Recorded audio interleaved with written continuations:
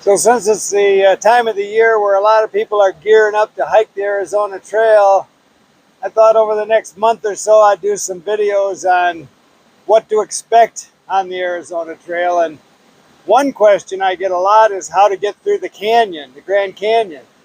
And this is going to sound like I'm picking on the National Park Service again, but I'm just going by experience. And so, it's you get a labyrinth of information depending on who you ask at these parks. And so I'll tell you what happened to me in 2014. I've been in the canyon a lot, and it's always been, I usually do a down and out. And, if I stay down in the canyon, if I can get a permit, fine, but it's hard to get a permit a lot on the fly unless you planned way ahead. And so when I got there in 2014, I knew, the north rim is closed. And I just knew from past experience that I didn't need a permit if I was just going to go down and out, camp on the north rim, turn around and come back to the south rim the next day like I usually do. But on the Arizona Trail, I was just going to the north rim and keep on trucking. Well, there's 36 miles, I think, of the north rim park boundary once you get to the north rim. But I went to the backcountry office. I asked them, what I needed to do. They said I didn't need a permit. And so I just did a down and out. But when I got down to Phantom Ranch, I didn't know if there was water running up on the north rim because it wasn't open. And I didn't want to carry water all the way up if I didn't need to. So I went to the park office down in the canyon and asked these two guys about water. And they asked about my permit. And I told them I was just at the office, the day before, the permit office. They said I didn't need a permit.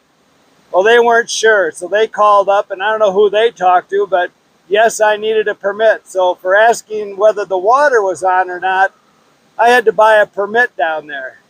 And they didn't know if the water was on or not, so that was kind of a waste of time that cost me 20 bucks.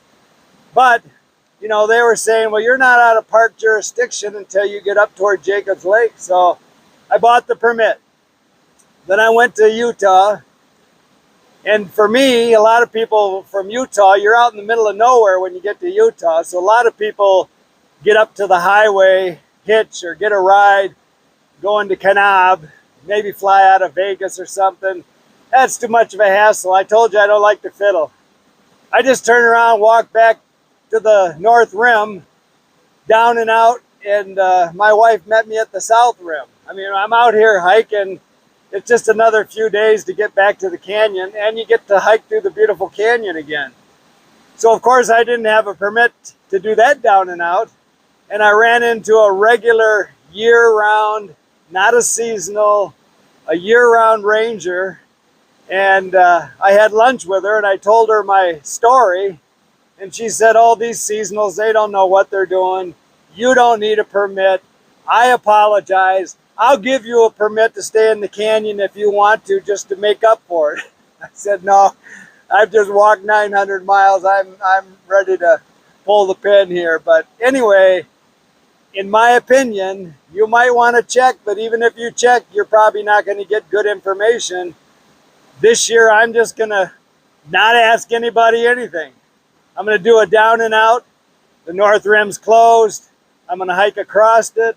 It is kind of a problem because water's kind of scarce up there between the north rim and Jacobs Lake. So if the water's not on, I ended up having to yogi some water from turkey hunters that were hunting up there.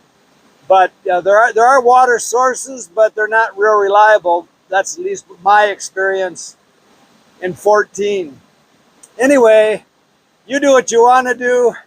I'm just telling you whatever information you get from the National Park Service, you can't rely on it.